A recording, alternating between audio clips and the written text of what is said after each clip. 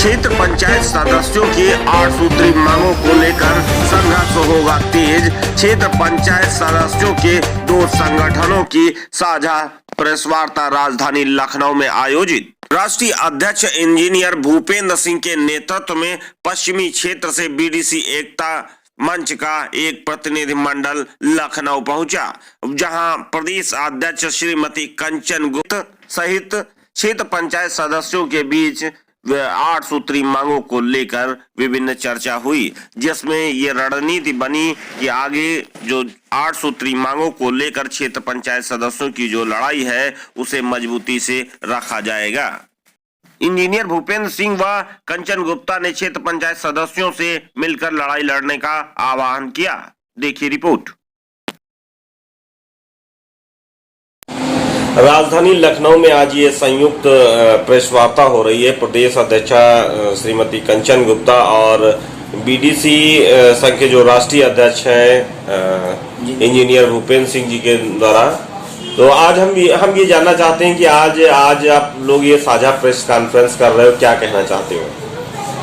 देखिए महोदय, मैं सबसे पहले आप सभी लोगों का धन्यवाद व्यक्त करना चाहूँगा, मीडिया बंधुओं का व्यक्त करना चाहूँगा, उन सभी बीडीसी साथियों का व्यक्त करना चाहूँगा जिन्होंने आज इस मंच को इस ऊंचाई तक पहुँचाने का काम किया। आज हम लोगों की जो प्रेस कॉन्फ्रेंस बुलाई गई है, लखनऊ से बहन कंचन गुप्ता जी अपना पूर्ण समर्थन बीडीसी एकता मंच को कर रही हैं। इनके आने से संगठन को एक बहुत बड़ी मजबूती मिलेगी, संघ को एक नई दिशा मिलेगी।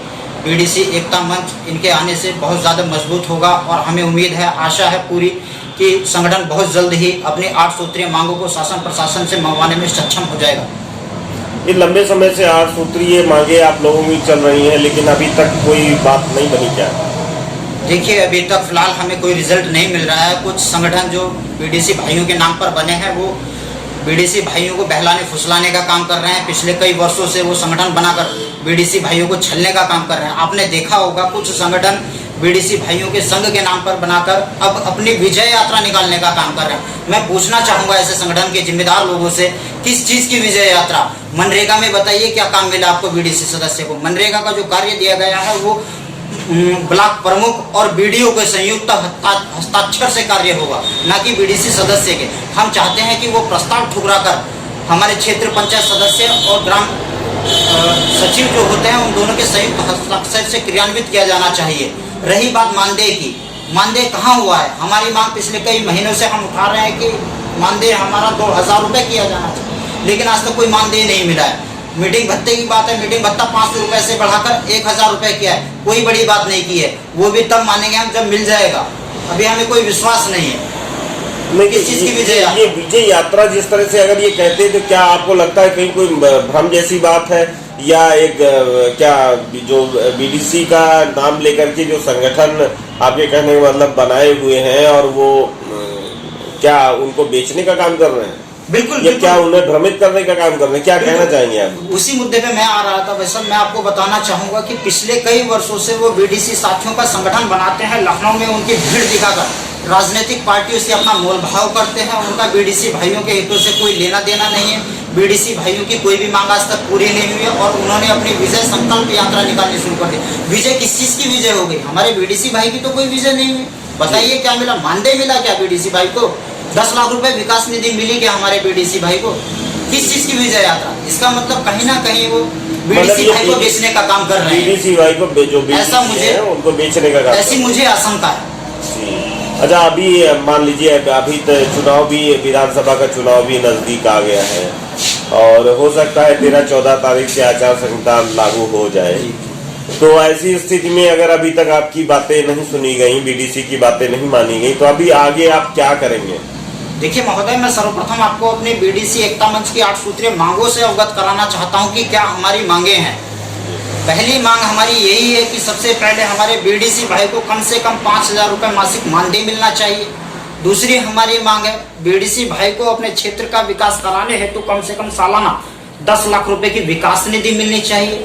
मनरेगा में कार्य कराने की 100% शक्ति उस तरीके से होनी चाहिए ताकि क्षेत्र पंचायत सदस्य और जो हमारे सेक्रेटरी होते हैं दोनों के संयुक्त हस्ताक्षर से मनरेगा का क्रियान्वयन किया जाना चाहिए। चौथी जो हमारी मांग है वो इस तरीके की है जिस तरीके से हमारा जो त्रिस्तरीय पंचायत राज व्यवस्था के अनुसार ग्राम प्रधान हमारे छोटे भाई होते हैं, उन्हें पंचायत स्तर पर कार्यालय की व्यवस्था, तो हमें भी हमारे क्षेत्र पंचायत भाइयों को भी एक कार्यालय की व्यवस्था हो, ताकि वो भी जन संवाद करके उनकी जन सुनवाई कुछ अधिकारियों तक करा सकें। इस तरीके की हमारी मांगे हैं। नेक्स्ट जो हमारी मांग है वो मांग है कि जिस तरीके से ग्राम पंचायत का प्रस्ताव प्रधान के द्वारा पारित किया जाता है, हमें भी अपनी वार्ड का प्रस्ताव पास करने की अथॉरिटी होनी चाहिए। सरकारी सस्ते गल्ले में वितरण में हमारी भूमिका सुनिश्चित की जानी चाहिए। और जो हमारी लास्ट मांग है वो इस तरीके से आय जाति प्रमाण पत्र निर्गत करने में हमारे क्षेत्र पंचायत सदस्य की भूमिका सुनिश्चित की जानी चाहिए।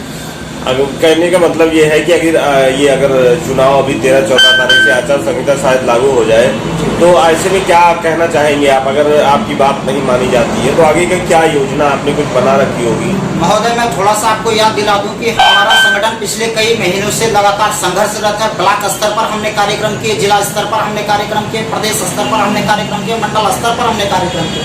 अपने कार्यक्रमों के माध्यम से हमने माननीय मुख्यमंत्री योगी आदित्यनाथ जी के माध्यम से पत्र भेजे, लेकिन आज तक उस पर कोई कार्रवाई नहीं हुई है, कोई सुनवाई नहीं हुई है। आगे की स्ट्रेटेजी हमारी रहेगी कि यदि हमारी मांग जल्द से जल्द नहीं सुनी जाती है तो आंदोलन उग्र होगा। इसके लिए शासन और प्रशासन जिम्मेदार होगा। इसके अलावा भी हम नया स्ट्रेटेजी पर काम कर रहे हैं। वो स्ट्रेटेजी हमारी होगी कि हमारा हर ग्राम पंचायत पर एक बीडीसी भाई बैठा हुआ है। वो बीडीसी भाई हमारे बूथ अध्यक्ष की तरीके से काम करेगा। यदि हमारी मांगे पूरी नहीं होती है तो जो लोग हमारे हक और अधिकारों का हनन कर रहे हैं, ऐसी सरकार को और सत्ता से उखाड़ फेंकने का काम हमारा बीडीसी भाई करेगा। बीडीसी एकता जिंदाबाद, जिंदाबाद, जिंदाबाद।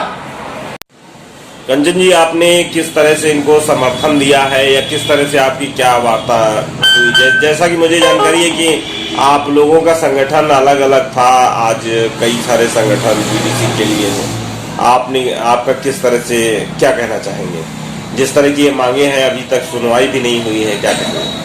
हम बीडीसी भाइयों से यही कहना चाहते हैं कि एक साथ जुट होके हम सारी अपनी मानदेय, विकास निधि सारी सरकार से मांगने की, मतलब एक साथ एकजुट होकर के अपना काम करें, अपना काम कभी। करें। और हमारे साथ और जी, क्या नाम हुआ आपका?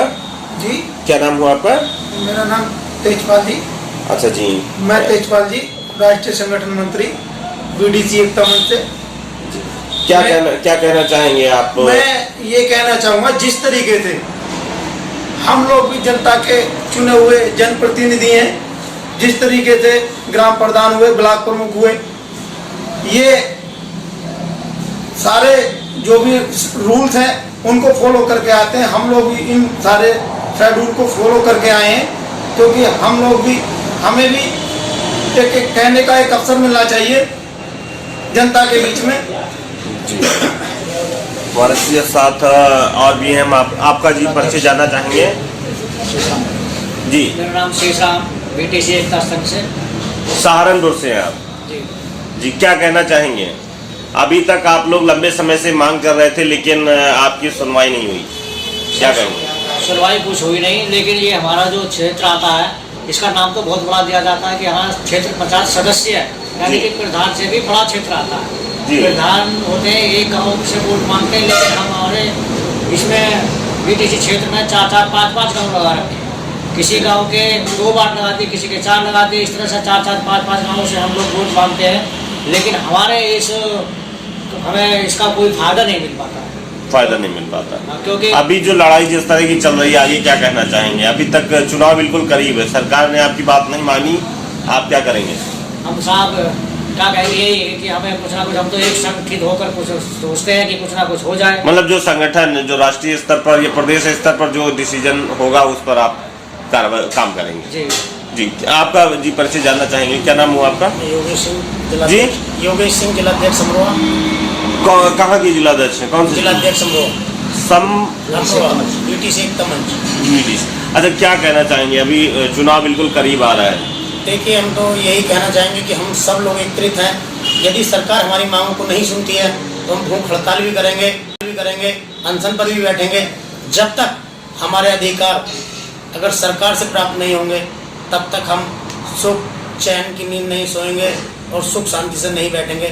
हम अपना संघर्ष करते रहेंगे। बीडीसी एकता जिंदाबाद, बीडीसी एकता जिंदाबाद।